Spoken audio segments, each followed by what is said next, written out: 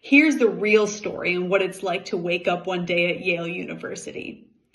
Less than 5% of applicants gain admission every single year.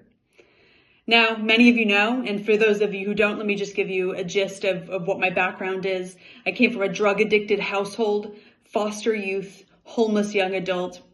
All of these things together made it very difficult to transition into the elite Yale space.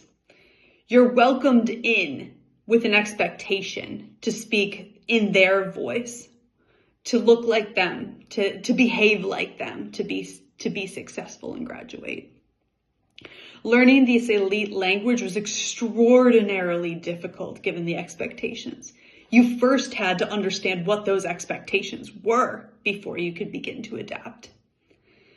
Now, there were so many resources available to ensure academic success, even for people who came from difficult backgrounds like me.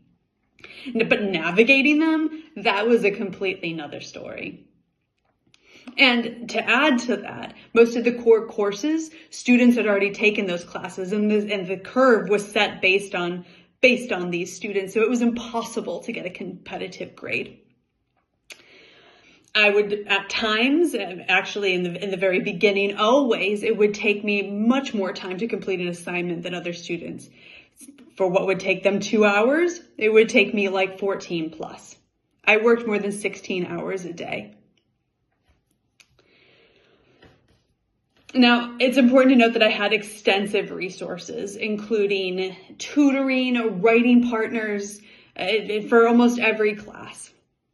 And without that support, I wouldn't have been successful. But even with that support, the demands were so high that it was almost impossible to get through the education. That said, in the end, I was extraordinarily well prepared for academia after I graduated.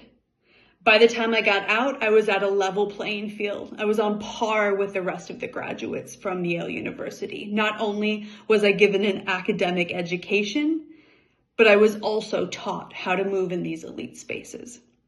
That says something about going to Yale and getting through, and about the Yale education.